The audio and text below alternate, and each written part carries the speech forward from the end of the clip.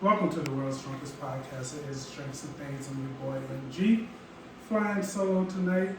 My special guest here in Deanie's Place, my homegirl Jackie Martin. Hey. Let me adjust that microphone a little bit. All right. So, how's it going? Good. Thanks for coming through Yeah, thanks for having me. Deanie's Place. First time ever on the podcast. Yeah. So it's customary before the start of every episode that we do a shot. Today we're going to do something different. You're going to drink your water. I'm going to drink my wine. Cheers. Cheers. I'm drinking a Merlot from the Valley in California. Is that bad? I could never get into wine. Why not? Headaches, man. I would get drunk really fast and then within an hour I'm it's bedtime. So that used to be me with red wine, but now it's white wine. Okay. So it kind of flip-flopped on me. Yeah. I can drink red wine, but white wine. First of all, I got to the point where I don't like sweet wines. Okay. I never graduated that far. And then it used to be I didn't like dry wines. Yeah. So I don't know what happened. Maybe it's me getting old. Maybe. We are getting older. Hey, you getting old. I say older. You getting old. So give us a little bit of your background. Where are you from? I grew up in Polk City, went to school at North Polk. Just lived in the area my whole life. After high school, I ended up working in Ankeny, ended up living in Ankeny, and that's kind of where I met my husband and how we settled here. And how long? Oh, you just recently got married a couple years ago? Actually, Oh, last year is actually when we finally got married. Oh yeah, We that's were right. COVID wedding. Yeah, I remember that. So you've been married officially for a little bit more than a year. Yep, a little bit more than a year. And I've known you for a little bit more than 4 4 years. years, right? Mm-hmm. So married a year, and you have one daughter, Yep. almost 4. Yep. Yeah, because right after I met you, you got pregnant. Yeah. So Bad planning. Bad. No, I'm just kidding. baby girl was only a few months old when I got pregnant. When she was at Oh yeah, daycare. my youngest was just a few months old. She was an infant when you got pregnant. That's right. Yeah. Oh God, time is flying. She's almost 4, Yeah. and we have dogs flying outside the door. They just have to deal with it. They are gonna have to deal with So it. Polk City, lived in this area your whole life. Yeah. Did you ever think about leaving the small town Oh gosh, I think about it every day. Island? So it's still your goal to get away from it. I would do it tomorrow if I could make it work. Yeah. You want to leave that bad?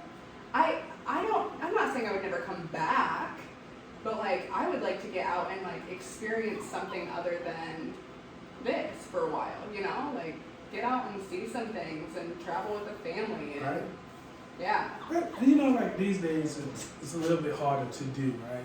You don't want to get out and do things, but the cost of shit is just astronomical. It's just like I want to do this, and your bank account like, no, fucker, you want to sit down somewhere. You're not going anywhere. You want to sit down somewhere. You can do whatever you want. You can say you want to do whatever you want to do, but you gotta sit down somewhere. I think the number of times I've told my husband this year, hey, we sell everything, we get a camper. And he's like, what are we gonna do with the dogs? And then we had the wise idea to get a bearded dragon this year, and it's I don't. That thing is funny. I like when you post stuff with that bearded dragon. What's the bearded dragon's name? His name is Mango. Oh gosh. Oh, a bearded dragon named Mango. Yeah, his name is Mango. He's yellow and blue. Is a mango yellow and blue? No, but it was So- tropical. So you can't come up with anything else tropical other than mango. What was I supposed to name him? Toucan Sam? Not mango. Oh, okay. Well, next time I get a pet, I will call you. Yeah, you do that. Everything has to go through me. Marcus. And then and you got a dog. You got a dog. You got 2 dogs? 2 dogs. What's the newest dog? Opal. I call her Noble or Dopey Opie. Because you're constantly telling her no. Oh, she ate a couch. She like ate part of our couch. Yeah, I mean, new puppies tend to do it. Like, fortunately, I haven't had anything tear up my couch. There's some dogs that I trained it. Yeah. So they're just tearing up everything. She has the digestive tract of like steel. Like, Yeah. like I don't know how things have passed through her body and that we haven't had a trip to the ER. But some of them pass, and then sometimes it's just like, you just hope you never get to that point to where you have to pay thousands of dollars to cut them open. Yeah. She's getting so much better. In case anybody's worried, she's getting so much better. We figured some things out. We got new couches. But yeah, she was something. So you have the reason why I wanted to have you on here, you have a very, very interesting story, particularly in the last, I would say 2-3 years. Very, very interesting. Yeah. So kind of take us back to what you had going on the last, after you drank your water, the last 2-3 years. Because like I follow it and I'm just like, damn man, like somebody, this chick has a resiliency of somebody that people want to be involved with. Well, thank you. First of all, thank you. I have not felt resilient the last few years. I still sometimes feel like a hot mess. Right. So basically, it kind of started 4 years ago, right after I had my daughter.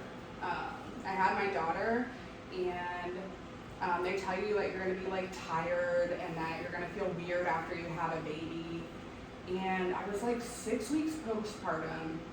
I had some complications after I had her, but I was like 6 weeks or so postpartum, and I was like, okay, this isn't that. Like, there's something going on. Mm-hmm. I would like get dizzy when I would stand up and almost black out. There was just a lot of symptoms. I was so tired. Like, my tired was tired. There was a lot of stuff going on, and I kept going to the doctor, kept trying to ask them what was going on. We were like 13 months into appointments, and finally my doctor was like, hey, do you think it could be anxiety? Oh, yeah. So I got the like, do you think it's in your head conversation? Yeah, and you know, and it's so weird, like, and I'm a big mental health wellness proponent, but it seems like everything has come down to anxiety. I've lived with anxiety my whole life. I don't remember a time where I wasn't an anxious person. Mm-hmm. So I kind of just told her, I was like, you know, I had a lot of neurological symptoms going on, but I had seen a neurologist, surprisingly, actually on a day that I was hungover. I don't drink anymore, but that wasn't always the case. I used to be a bartender for a long time. But I went to the neurologist and I passed all of their like rinky-dink little tests, and they were like, well, you don't need an MRI, despite all of my symptoms. And I was like, okay, well, I need an MRI. Like, somebody needs to take a look. Yeah. And so when my doctor said, do you think it's anxiety? I was like, if you can get that MRI approved, well, because COVID hit at the same time too. Yeah. Yeah. So I got the MRI approved, but I waited too long, so we needed it reapproved so that I could get it done. Right. I was like, if you get that MRI approved, I will succumb to the fact that it's anxiety if nothing comes up. Right. Got the MRI. Long story short, there were lesions on my brain indicative of MS. But like the fine print on that MRI said, most indicative of MS, also possibly the result of traumatic injury. So yeah, I basically, everything is so like, it's so weird. So went to the neurologist after my MRI, and they were like, so all of your lesions are about a year old. And I was like, I fell off my bike a year ago and broke my teeth. And he was like, well, I mean, it's still most indicative of MS, and you have all these other things going on. So we should probably treat it like MS. Here are your 22 options of drugs. Oh shit. Which one are we trying first? And I was like, I'm crazy, and I said no. I mean, good for you, sticking up with what you believe in. Really, in the meantime, because this was over like the course of like 15 months or so that I had, from the time I got sick to the time that I actually was starting to get answers. Right. So I had already started playing with my diet and started supplementing and doing things to like reduce my symptoms, and it was working. Because that's most of what it is anyways, is like these symptoms. So my symptoms were going away and I was feeling better. And I started looking to people who were healing from autoimmune illnesses. So, like, where did you search for? Like when you didn't go on Dr. Google, did you? I am You're a Dr. Googler? I am a Dr. Googler, but technically if you go to Google, It'll bring up resources. It will bring up No, resources. I shouldn't say Google. What's that other thing like? WebMD. WebMD, yeah. But really, like, even when you look at, like, if you Google multiple sclerosis, you're gonna find a lot of, like, really hard, like, kind of doom and gloom stuff. Like, this is terminal, you will, need assistive devices, like, it's going to progress, it's going to whatever. And that is the reality for the majority of the people who end up with MS. It didn't explain all of my symptoms, though. So there have been other diagnoses, autoimmune diagnoses since. And it really, it didn't make sense to do what they were saying because their diagnosis didn't explain everything. They wouldn't help me figure out how to explain it all.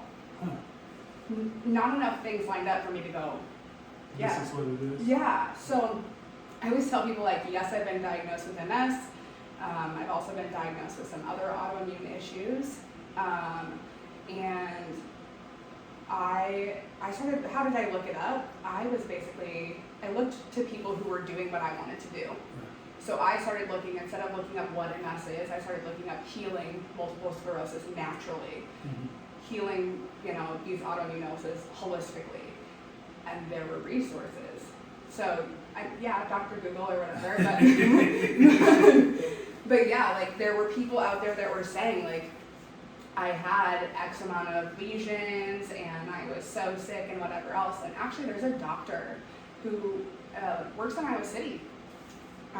She's at the University of Iowa. Her name's Dr. Walls. And when I first got diagnosed, I had a friend who had also recently been diagnosed, and she was like, hey, read this girl's book. Excuse me, woman. She's a very fine woman. And she had progressive MS, where, like, she was, like, in a zero gravity wheelchair. She was, she went from, like, having a successful practice to, like, she was bedbound and very, very ill. And she has reversed 99% of her symptoms through diet and lifestyle and supplementation, and she's now running a practice and running clinical trials and, like, doing all this stuff again. So you had the initial. What were your initial thoughts, like, when you said, "Hey, this is possible"? I cried a lot. I cried a lot, So and I was like, and I was scared. I remember you did the Facebook video right after that. You were crying. Because I was scared, because I knew a lot of people were, like, waiting to find out. Because my doctor was not the only person to think that I was off my rocker. Right. You know what I mean? Like, she was not the only person to be like, she's just crazy. Yeah. So I was really scared, but I knew enough to know that if you can heal a bone, and you can heal from cancer, and you can heal from all these different things, who is to say that you couldn't heal autoimmunity? Right. Who's to say that? Just because a ton of people haven't done it yet, right. Yeah. doesn't mean that it couldn't be done. And so, yeah, I don't know. I'm just scared shit. Oh, I'm still scared. And it's been how long? And that was. It was during COVID, right? So almost 2 years. 2 years. It was like right at 2 years ago. It's kind of hard to remember because I feel like, gosh, it had to have been, my daughter was born at the very, very end of 2018. And I feel like, yeah, it had to have been like July of 2020 was when I finally got into, Dr. Hughes is like the #1 multiple sclerosis doctor in Iowa. That was when I saw him. And So do your family have like a history of MS, or just the first? tons of autoimmunity, not MS. Yeah. I do have a great grandmother that died of ALS, which is another a central nervous system disease. But as far as I know, I'm the only person in my family that. So this was like brand new for everybody in your family. Yeah, and like it. And there was a lot of like, oh, I'm so sorry. I'm so sorry. And I'm like, What, thinking that it passed on to you? Well, or just like this is the beginning of the end. Like the guilt. Yeah, I mean, obviously, I know people with MS. Obviously, there are challenges in their life, but they've lived for, still around, do steroids and. There's tons of things you can do. Yes, there are tons of. No matter if you take the holistic option or if you take pharmaceutical option, there are options and there are treatments and there are people who live like, I know people you wouldn't even know that they have MS, but they have MS and they've had it for a very long time. Yeah. And I know some people that got diagnosed even younger than what you are. Yeah. I mean, and then I kind of follow it now through the powers of social media, so I kind of know, I shouldn't say everything, but they kind of keep people updated with what's going on. Yeah. In their lives, but man, and you're not very old. You're really young. I am 32, so. Wow. No, I'm just kidding. I've aged a lot the last few No, years. I'm just kidding. So you're 30 years old. You get these words of the impossible MS. Yeah. What did that probably have more emotional and mental effect at that time than the physical, right? You're just just trying to deal with that. Well, I mean, I was still so tired, and I like the brain fog. I could not connect a thought to save my life. Like just trying to having this conversation would have been so difficult for me. So like trying to do like basic tasks around the house and like get things done. Like when my kid was napping, I was napping. Like I had to because I just could not function. I did end up quitting my bartending job when COVID hit, and it was honestly the biggest blessing in disguise because I have needed this time to get back some energy and focus and whatever else. Because I think a lot of people with MS will say that like you are so tired, so tired. I'm not anymore. I'm not nearly as. I think a lot of things have changed in the last 2 years. A lot of things. And your daughter, Charlie, was super young when this happened, so that's. I mean, with that, and then trying to chase a brand new toddler around. Yeah, she was. It had to be very challenging. It was. I mean, I remember times when she was an infant.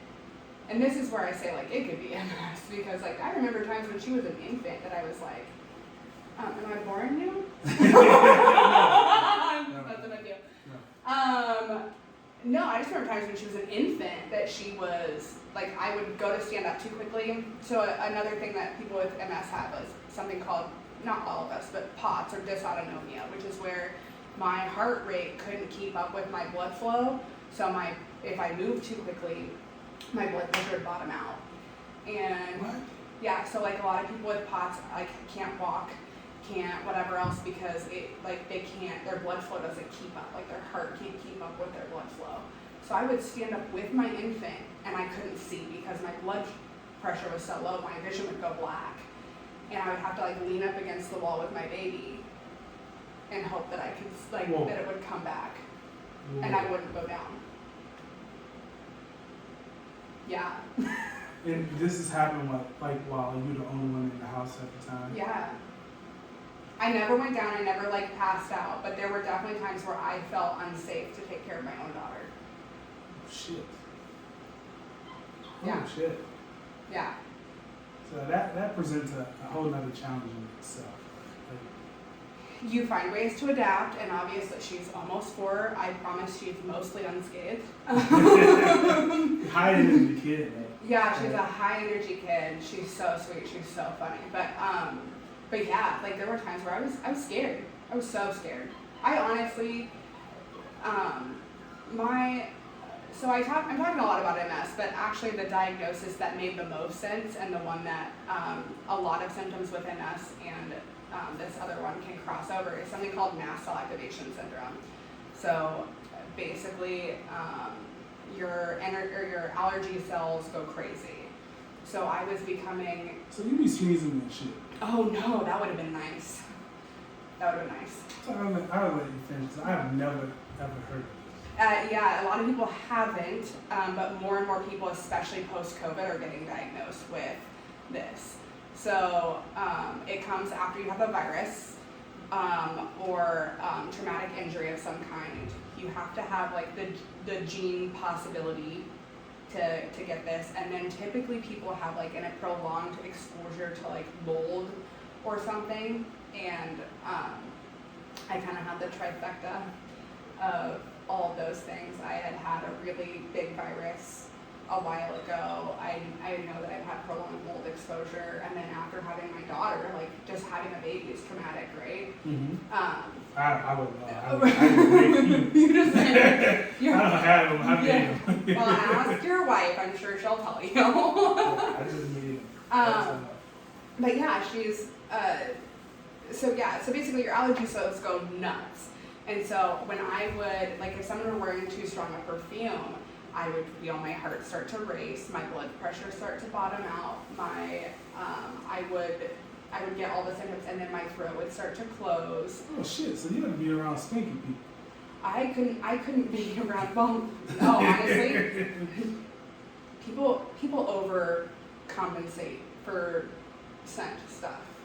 And we don't realize it, because everyone's constantly like freshening the air and whatever else, but like, there's a lot of, the people who know me know this, but there's a lot of harmful things in those things that we spray and put everywhere in order to not smell bad, or to not smell, but it was scents, it was food, so there for about a year and a half I could only eat like 10 different foods because they were the only ones that didn't make me. Yeah, I remember. So let's fast forward a little bit. Yeah. You get this, go to the doctor, you get this, then you change your diet a little bit, right? Instead of doing anti-inflammatory foods. Yeah. Let's pause for a second. Let's get this background noise on. Give me 1 second. Yeah. But we're gonna touch on that a little bit.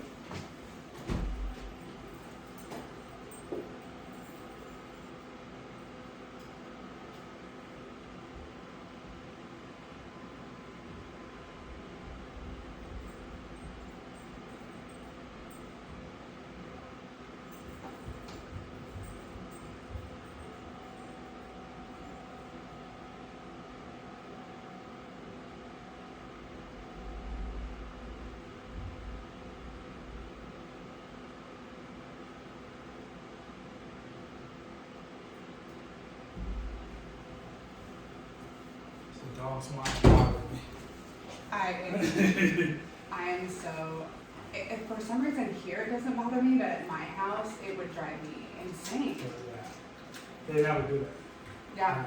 So we were talking like diet changes. Yeah. You went to this new diet, Mm-hmm. a lot of anti-inflammatory foods. Mm-hmm. Was your diagnosis the reason that you did that, or is this something that you always wanted to dabble with? So the reason I even thought to do this was before I got pregnant, before I got sick, anything else, I was really sick of feeling like crap all the time. Mm-hmm. So I tried to do a whole 30. I challenged myself to 30 days. I was like, anybody can do anything for 30 days, or do something for 30 days. of like whole foods, no sugar, like low to no processed, whatever else, and I did it. And how I felt in that 30 days, that change in 30 days, showed me how powerful food was. And I truly believe that had I not done that at that time, I would have never thought to do any of this, and we would not be here talking right now. So why do you think that? Because when you're already sick and when you're already coming from a place of like, you don't feel well, you're literally just in survival mode, the last thing anybody wants to do is give up, if you're a foodie like me, your favorite foods. Mm-hmm. You're not willing to do that because you don't know what it could do for you. You don't know that, like, you know, hey, if I give up, if I say I'm in love with pizza, if I give up pizza, it could change my life forever. Mm-hmm. And when you're already sick, that is not the time that most people are like, you know what I want to do now? Yeah. You know what I want to do now that I feel like absolute garbage? I want to give up my favorite foods and the things that bring me comfort. I give up this shit and then go out and get hit by a bus. Yeah, like people are like, well, I can't give up my ice cream. I can't give up, you know, whatever. And I get it. I am a huge foodie. And now that I'm not so sick, I'm actually really struggling with the food aspect of it. Like hardcore, really struggling with. What do you mean? I know that I would feel even better than I do now, which I feel really good for the most part. Mm-hmm. I would feel even better than I am now, and I could get even further in my healing if I re-eliminated some things that I've added back in. But I love food. But do you think, like, I don't even know how to put this, so I'm trying to do the best that I can. That's okay. With that experience, you're like, hey, now it's time for me to live life to the fullest.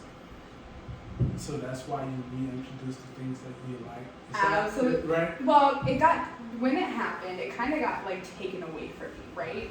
Like, I had two options. I could take the drugs, which no harm, no foul on anybody who makes that choice. Right.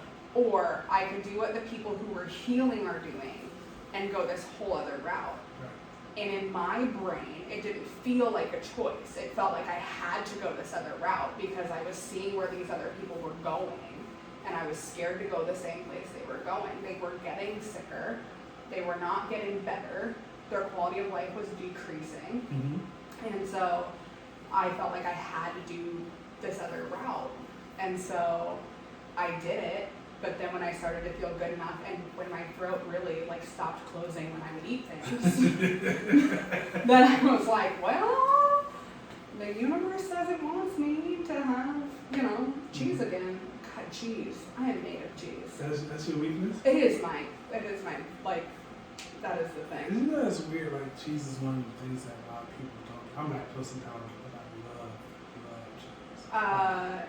You know that I would take the medicine and just. So many people are lactose intolerant, and in our society, it is like normal to have digestion issues. Everybody's like, I have IBS. Hey, me too. Like, yeah. That's true. People like I couldn't tell you last time I had a bowl of cereal.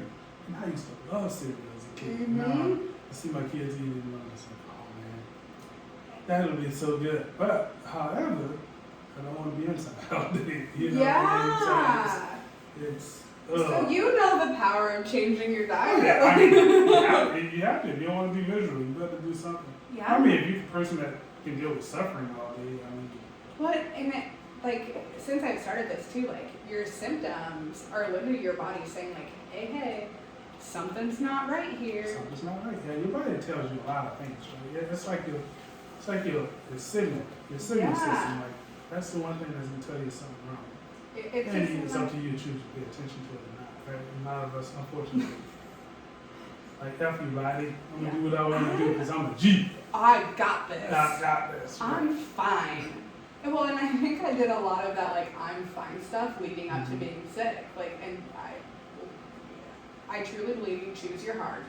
You can either do the hard things now and not eat everything that you want to eat all the time. I'm not saying don't eat the things that you want to eat sometimes, but like, you either do that now or it will choose you later. like you either choose this hard or you don't get to choose what kind of hard you have if you don't choose to do hard things. Right. Ooh, Now. It's very interesting. Yeah. I've never heard it put like that. Life is not just going to be easy. Things are going to come up. So you either put the work in now to try and mitigate as much hard as you can in the future, Right. or it picks you. Oh, it definitely will pick you. It will pick you. Yeah, whether you like it or not, it will pick you if you don't. I definitely did not win It'll pick you when you're not expecting it too. That's the thing, but it will pick you. Mm-hmm. Life will, I always tell people, life will happen. Mm-hmm. Life's gonna happen. There's no way around. I don't care how you live and who you are, life is gonna happen. Mm-hmm. All right, so this episode of Drinks and Things is brought to you by Nick Garage Fitness, your local source for speed training using Blaze GPS technology. If you're a high school athlete, be sure to look up Nick Garage Fitness, get in him today and make your athlete the best that you possibly can be. So you did this, you had dietary changes, initial diagnosis, lesions, all this stuff. Yeah. Where are you now? What have you done to like better your situation? So much. If I were to like narrow it down, the diet changes. I go to a place called the Natural Health Improvement Center of Des Moines, and this woman, they do something called muscle testing, Mm-hmm. and it felt weird at first because literally all she's doing is like pushing on your arm, and she's like testing to see what supplements your body wants you to have in order to balance your body back out. Did you do that? By Yeah. Okay, so you want me to tell you some weird stuff? yeah, come on, that's what we do. We crazy things. We the world's drunkest podcast. It's probably the most sober episode we've had. I know. But that's all right. I'm here for it. Yes, I want to hear. I want to hear all The things. weird stuff. Okay, Yeah. so we're gonna pivot a little bit, but it will explain everything. So your subconscious mind runs like a computer. It knows 90. It runs 90. I think 95%. I think they say of your body's entire functions. It is where all your memories are stored. It is what keeps you alive while you sleep. It runs everything, and so they have discovered, and some people would call this pseudoscience and quackery, but I say if it works, don't knock it. Mm-hmm. But they basically literally ask your body questions that can be answered in yes or no form. And if your arms stick out and she pushes down and your body agrees, or it's like a strong response, that means that your body likes that thing or that it's doing So okay. it shows some kind of resistance. Yeah, then it Okay. can, if your body stays strong, then that thing is a yes.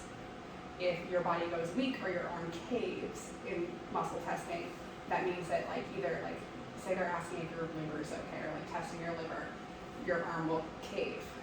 And because your body can't focus on the two things at once if one of them is struggling. And so we use this method to make sure that I'm on the right supplement protocol to help balance my body out and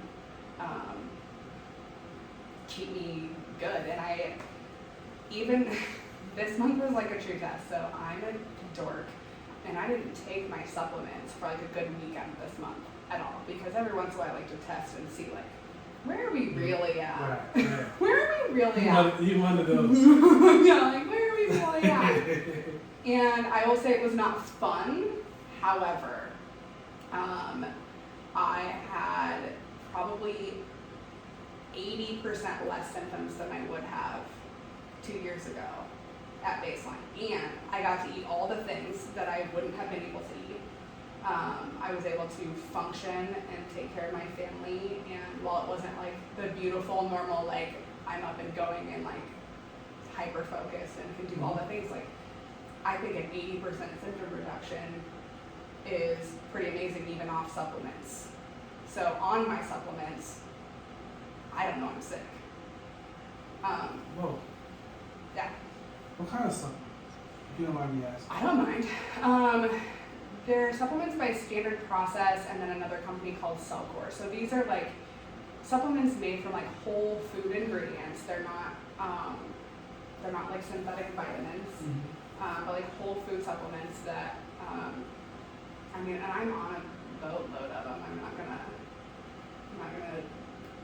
drive around the bush on that. Like I'm on a boatload of them. I mean, shit. I mean, it's helping you live. It is, and eventually I won't be on that many. Right.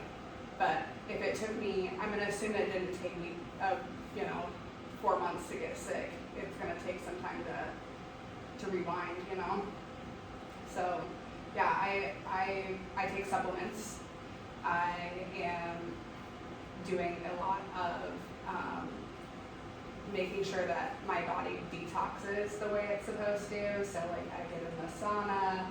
I will take Epsom salts baths. I will make sure that like whatever toxins are in there that we're getting them out.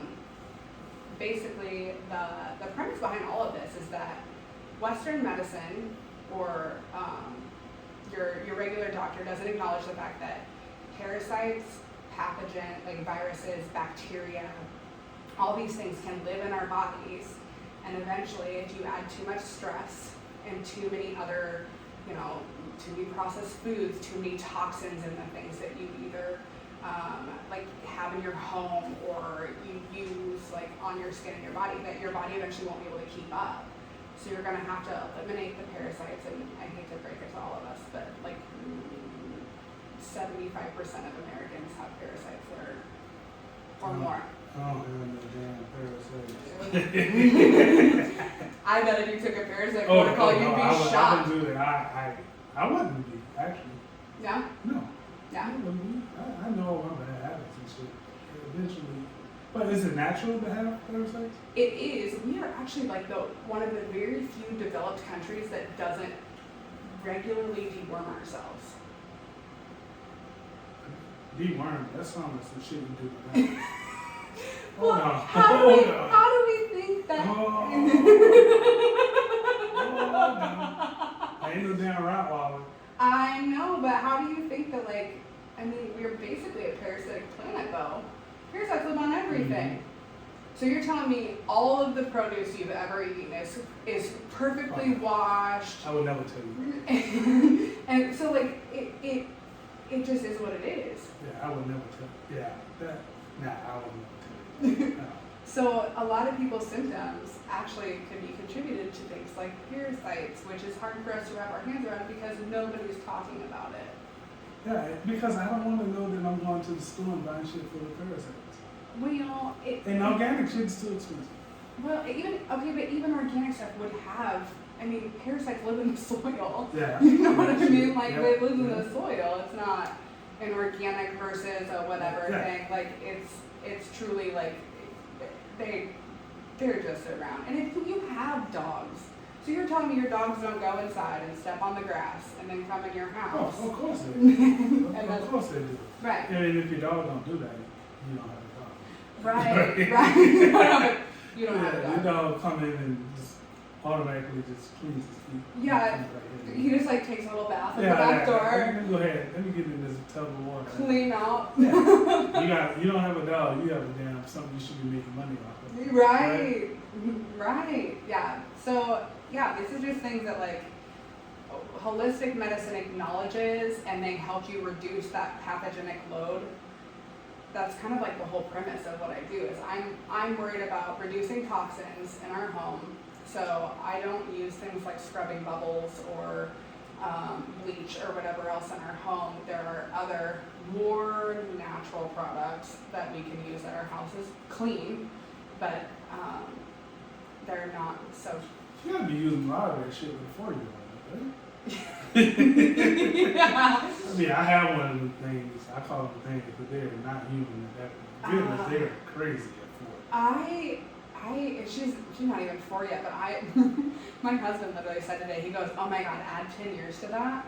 I don't know what we're gonna do. And I'm like, I know. She was having a heyday today. Oh. So so I want to kind of get into what it is that you have going on now and what reasons I want you to have you on the shoulders, because you're doing something that can potentially help a lot of people, right? So, I believe so, yeah. and one of the things, if anybody know me, I always like to give my friends an opportunity to shine, give them their flowers, or promote what it is that they have going on. So let's talk about this thing that you're currently getting certified in, right? Yeah. Because we talked last week about this. So let's touch on that a little bit. I mean, I'm all in the business of promoting people, so let's talk about what it is let's talk a little bit about that. Yeah. So I'm getting my certification in something called Body Code. And in Body Code, basically what we're doing is we're kind of, like we touched on earlier, connecting your subconscious mind with your conscious mind. And we are identifying some of those imbalances I talked about, the parasites, the bacteria, different energies. Like if you have trauma, we don't have to talk about what your trauma is, but like we can release things like they call trapped emotions. So when you're super mad or something big's going on, our bodies don't process those feelings different than they would process something like getting a cut or getting hurt. So your body can store that energy, and what we do is, and this is the energy of toxins, energy of those imbalances, we're identifying them and then we're energetically releasing them. It is crazy in the sense that like when I first had someone do this for me, mind you, I'm nuts. I think we've established that. I We've established already know you're crazy. We've established that I already know that you're crazy. So. But I was willing to try anything, and I kind of got to a point in my healing where I was like, okay, there's got to be more than this. Like I'm missing something. And the same woman who did my muscle testing, or does my muscle testing, did this Body Code session for me. And I'm not kidding you when I say I left there and I was like, what was that? Like, I felt so much lighter. I felt so much better after I left her. And all of the things that I was complaining about when we went in went away and have not come back. So you started doing this, like, obviously after you. Yeah. So this is one of those things where, okay, you get sick, you start doing all these things. Well, how do you help other people heal too, right? Like, we all want to get better and heal and whatever else, and like I want to share what I know with other people. And I was like, well, how do I do this? And I was like, well, do I do the same thing that the person's doing for me? Do I do the muscle testing? And I'm like, well, I like that, and maybe someday. But I don't, a lot of it's like food-based, and I don't know if I'm really in a position to tell people what they should and shouldn't eat. But when this Body Code session happened, I was like, whoa, I could do this for people. I could, it kind of takes I'm not going to tell you how to live your life, but we can acknowledge what's there and give your body permission to release it so that it can basically, we call them energy pathways, but we can open up those energy pathways. Your energy can start flowing more freely, and your body can do what it wants to do, which your body wants to heal. Your body doesn't want to hold on to all that stuff. So, yeah, I've been doing that for clients currently while I go through my certification, and then I will be adding that to my list of services. Yeah, what else? So you say list of services. What else you got going on? So I'm also a certified Reiki practitioner. Reiki. What the hell? It's more energy work. My favorite article, I'll send it to you if you want me to, is from the Cleveland Clinic. Reiki is, we all have these things called chakras in our body. And chakras are like little energy discs. And there's a ton of them, but the ones that we really acknowledge in Reiki are the 7 main chakras, and they kind of line up with your spine. And when our energy chakras are off, it can kind of make us we can just feel really off. And until you've experienced Reiki, it's really hard to explain like how it can make you feel. But that's why I like this article from the Cleveland Clinic, because they talk about how they will send, cancer patients or chronic illness patients or whatever else to have Reiki done so that it can help It does not cure anything, but it can help, again, that energy flow so that the body can heal and do the things that it wants to do. So I do that as well. And then in order to get my body code certification, I had to get an emotion code certification. Oh, so it's not just targeting one part of the human makeup, right? Yeah, so basically with emotion code, that was phase 1 of my training or whatever. I'm certified in this, and we can literally just go through and like say, gosh, emotions can contribute to so much. Like holding on to this energy contributes to so much. Like I've known people that are like, you know, my knee has hurt forever, and it just won't stop hurting. Right. And I've been to the doctor and I've had all this stuff done, and we just can't whatever. And I'm like, okay, well, let's see if we can release emotions from it. And we release emotion. From a physical illness? From a physical pain or physical whatever, and their knee will stop hurting. It may not get done in one session, but in the course of a couple sessions, it'll get better and better and This better. is some interesting shit, man. Is it not? Yeah. We could have like skipped over all the first step. I had never heard of this. Isn't it wild? I hadn't either. I mean, I'd heard of Reiki, and I had been getting Reiki done when I, for like the last year or so, and not like all the I never time. heard of Reiki. The only Reiki I know is what I knew. Yeah, it's spelled Reiki, Reiki. Huh. Yeah.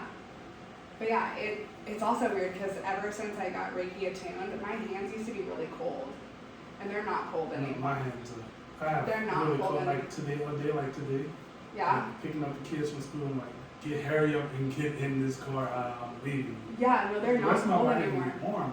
And my hands just. With my illnesses, my hands were freezing all the time because my blood flow doesn't flow the way. Well, yeah, it doesn't do what it's My blood supposed to. doesn't flow like it's supposed to. It doesn't. So my hands and feet were always freezing. And since I got Reiki attuned, is what they call it, where the Reiki master like passes you. So where did this originate? You know?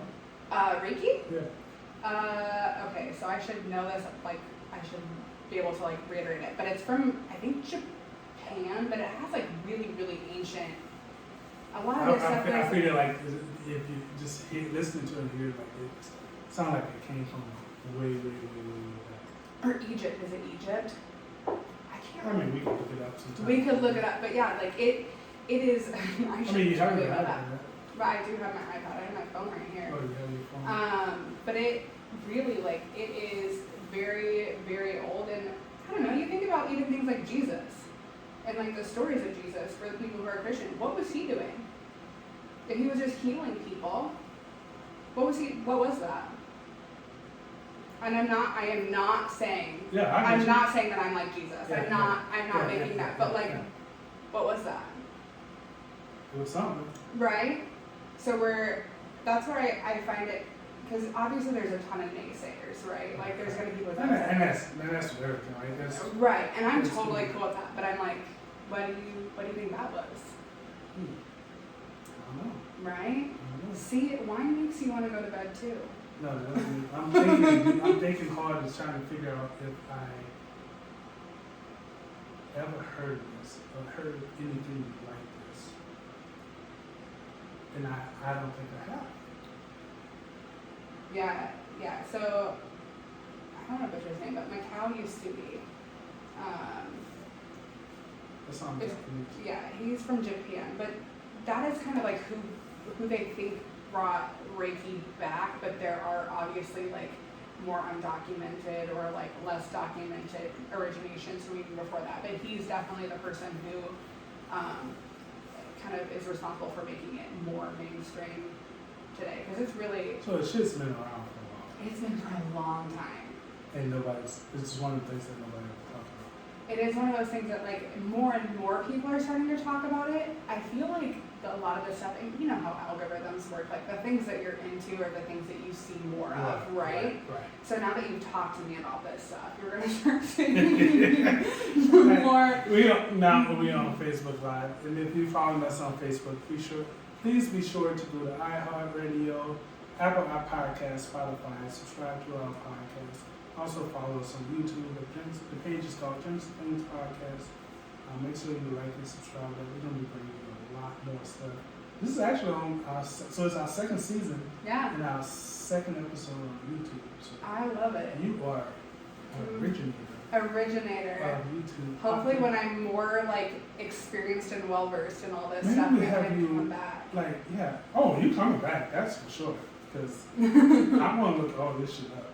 It's wild. It's so cool, and yeah, I think like the moral of my story is when you want to be successful Right. in business, who do you look to? People that's successful. Right. Right. And so when it came to healing, I looked for the people who were already doing it People that were healing. and people that were healing, and I did all the things they tell you not to do. Like, but look shit up on the Look internet. shit up online. Don't follow your doctor's orders. You went to disagree. Yeah. But you think going to disagree was for your own better good? I do. Seeking your own knowledge?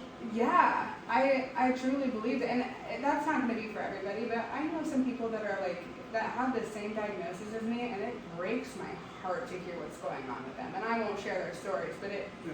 breaks my heart to hear what's going on with them now. But you also got some of it because you got to the point where you wanted to help other people heal.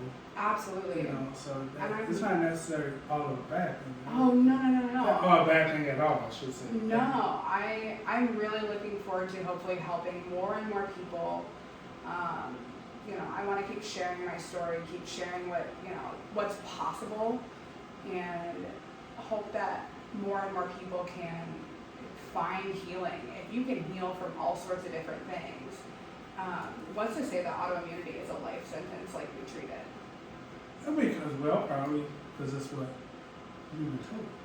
It is what we've been told, and there are, I was not this way previously, but being sick has kind of turned me into, Don't say being sick. well, Say have a condition.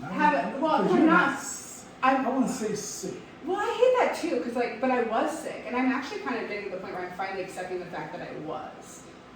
Because I was kind of not really, I was like, oh, I have MS. And doing all the things to get better, but I wasn't wrapping my head around that. So is that a final diagnosis? Sure. They did tell me I have MS and they wanted to treat me for MS. They also told me that I have mast cell activation syndrome and wanted to treat me for mast cell Never activation heard of syndrome. that either. So this is a podcast, so I'm enlightened. Yeah. I know a lot of shit that obviously I'm definitely not aware of. I'm smart and intelligent certain things, but Right. man. Yeah. So I'm really, really, really excited to start bringing things like body code and emotion code to Ankeny and to this area, because I do think I'm working on some people in my family right now, and it's so the things that is helping them. You know how cool that is to be to bring, because my family's not they're not oh yeah, I bet that's gonna be the thing that does it for me. But how cool it is to help your family and be able to show them that hey, I know you guys have been trying really hard to feel better and to do all these things, and then they're yeah, can we do this again next week? Can we do this? So I mean, there's a gift that's come out of your illness, right? Oh yes. And a purpose. Yeah. If that's the word, a purpose that come out of here. It's you're giving back and you're helping other people. I'm grateful. Is that weird? I'm Oh no, that's not. I'm kind of grateful So for the fact that it happened to me. I'm the type of person that I truly believe that people can learn from other people's experiences. Yeah. I know we have an episode coming up here with Rim City and super producer Jay. We're going to interview me, Okay. so I Yeah. can share my life story. I mean, the life I have now wasn't always mine. So just being other people being able to learn from Your experience. from other people's experience. I think we really have It's a big deal for me. Yeah. Isn't it funny how somewhere along the way we stopped listening to people's experiences and taking that to learn from. Right. You know what I mean? Yeah. 'Cause I mean, I think we do it every day because I think we look at the way the people are living now. I think more people are becoming open to that, right? Like, there's been a lot of hard things that have come out in the last several years. But I think more and more people are learning to slow down and listen to people's real life lived in experiences so that they can learn from them Right. and grow from them as people, because I think we were taught to believe, and this is not just for health but across the board, we were taught to believe certain things, Right. and we're learning that those were not, that wasn't it. Like, yeah, and experience is the best teacher, right? Whether Yeah. it's your own experience or the experience of someone else. And I really, really, truly believe that. It's scary how much I learned from people just by listening to them. Yeah. I mean, sometimes, to a fault, we as humans, we listen to respond and not listen to understand. Right? Yeah. So it's just learning, just hearing other people's experience. I mean, it can open up doors, open up eyes, open up ears to things that are different than what we were used to. Yeah. What we know. Like, I didn't know anything about this Reiki. Right. Or, That's when I was It's excited to like really talk good. about it and Yeah. just kind of like start the conversation. right? Start the conversation, because there's a lot of people who don't know that this is real. And like, you know, when you walk in a room and you're like, this is not the vibe. This is not I it. am first of all, You- I am the vibe. I know you bring the vibe with you, but Yeah, I'm sure I that. am the vibe. If I walk in there, the vibe changes. No, but I believe in that too. But like, you probably walked in a room and you're like, oh, Oh yeah, this ain't it. I still do it today as a 40-year-old male. I mean, but we've been taught to ignore that, and it's like, and no, that's go with the flow. and right? go with the flow. Just go in there and do it, and like, you know, whatever else. And like, to a degree, sure, that's helpful. But we've been taught to ignore intuition, and taught to ignore those first inclinations. And I'm not saying run with your Why do you think? So, and I'm going to touch on that a little bit, because that's an interesting fact. Do you think it's because we just try to satisfy other people? We just do and fit in? Absolutely. Societal norms, dude. Like, how are you going to build a society of people who, you're in the military, do everything that we need you to do if you think for yourself? Right. If you think for yourself, if you are willing to look outside the box, if you're willing to, like, you can't, they don't like, that sounds like really, but society doesn't like that. Society doesn't like you to say, Yeah, I'm a free thinker. and they don't like that. You know, I kind of wish my brother was here and my brother Matt was here, because he kind of thinks along the same wavelength as you Mm-hmm. when it comes to not believing certain shit. But it's very weird because he reads shit and believe what he's reading. So, but he don't believe what other people like shit that people say. So it's very, very interesting for me. And I'm like, dude, you know, people that the shit that you read is actually what people are saying. Yeah. You know, so it's for me personally, it's just hard for me to connect with. But I'd be interested to know, what's his take on that? You know what I mean? Like, or like, oh yeah, oh he has some very interesting. because not just because you But have, he's a super intelligent dude too. I love that. So yeah. But I think that like there's so many things that we've been taught to ignore, and that's not to say every time your intuition's 100% or whatever else. But the fact that we've literally been kind of trained to turn it off entirely and not curiously question whether or not we might be onto something. See me, I would go in a place and if the vibe that you talk about, if it's off, I'll chill because I'm familiar. I can blend in anywhere. Yeah. But after the fact, I'm gonna say like, man, that shit was whack, or that shit was weird. Yeah. Like, you know what I mean, I'm gonna say, I'm gonna be there because it just means I can just do that. But Right. after the fact, I'm gonna be like, oh man. Man, I was like, that was just whack. Yeah. That shit was. well, and I'll hang. I mean, I was a bartender for however long. Like, you can't tell me. So many times I was like, I would love to. You probably did. I'm your not. friend, so I mean, I can tell you, I've never heard. just had to fuck with you a little bit. Nah, I was a bartender that was pretty lame, to be honest. But I've been in the service industry for a long time.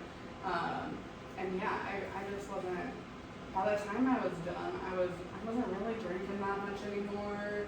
Not because I didn't, I don't know. I met sober bartenders. Yeah, it wasn't as well received in the I bar think that I was it's in. almost like on a daycare and not like in theaters. Well, yeah, like, it was like, at the time it was kind of when I was starting to do that Whole30 stuff because I was feeling like garbage all the time. And I was like, no, I'm good. Like, I don't feel good when I do this.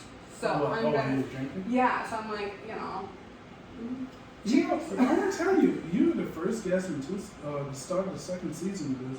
20 plus episodes, obviously. yeah, Actually, most podcasts don't go past 7 episodes. This is yeah. episode 20, I think 24. Season 2, episode 2 was.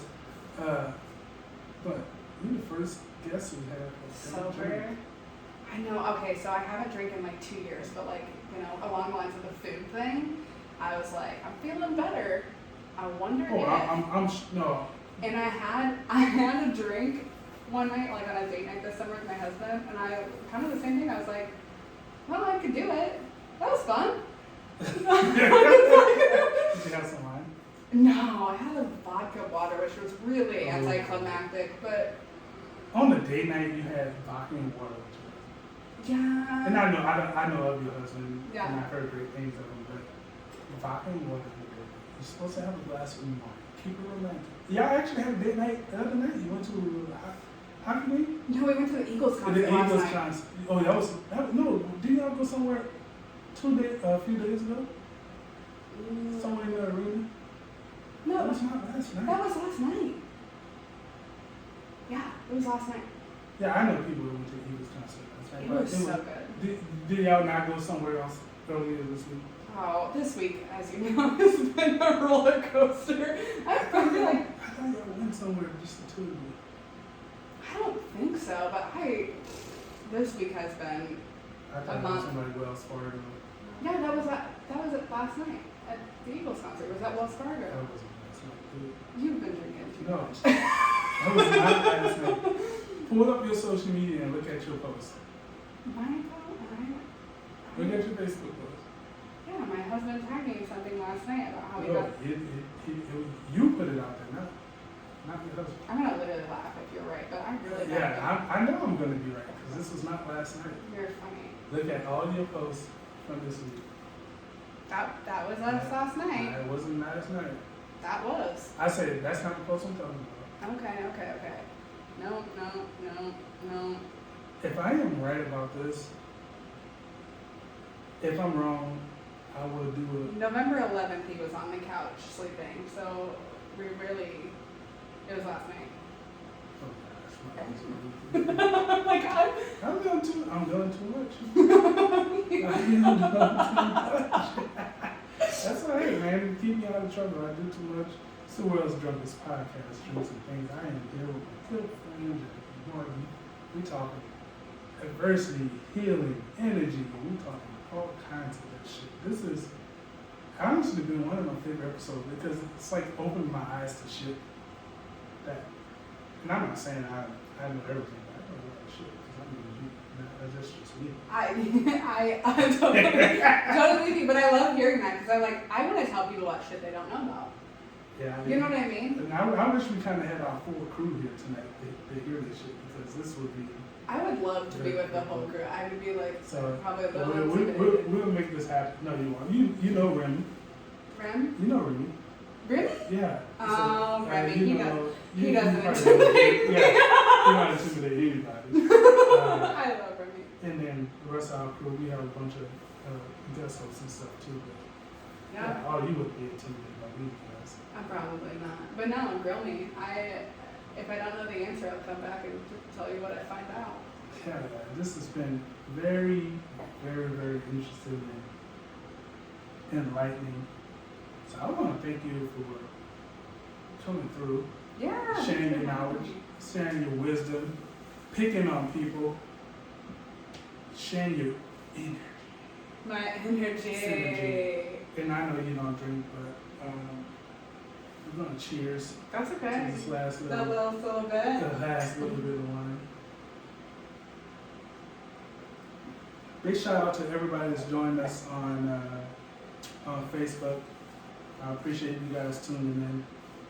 Be sure to subscribe to us on, like I said, on iHeartRadio, Spotify, Apple Podcasts, Podbean, wherever you can find a podcast. Most likely we are on there. Be sure to go to our YouTube page and like and subscribe to that as well, so we can continue bringing you extraordinary content with extraordinary guests. Big shouts out to my homegirl Jackie for coming down to Dean's Place. It's been a while since we recorded here from Dean's Place. Actually, we usually out and about it at the. It's a cool little vibe, like right. I love it in here. We have a lot of bar. It's like a little mini bar. It's perfect. Yeah, I like it. It's soundproof, so you can't hear people running upstairs. And I was like, it is so. You have children and dogs here, and that is surprising. It's soundproof, so you can't hear anything. So, Drinks and Things, the World Drunkest Podcast. It's your boy MG coming to you live from Dean's Place. My homegirl Jackie.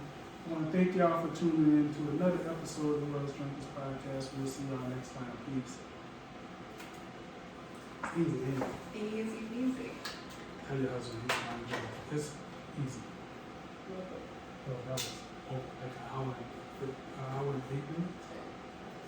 So it's quick. That's what it was. It tells me what it is. It's so fast. When you've been talking, it's just, I don't know. I know. I was like, I don't even know how we're gonna fill this time here. Yeah, it's easy. Once you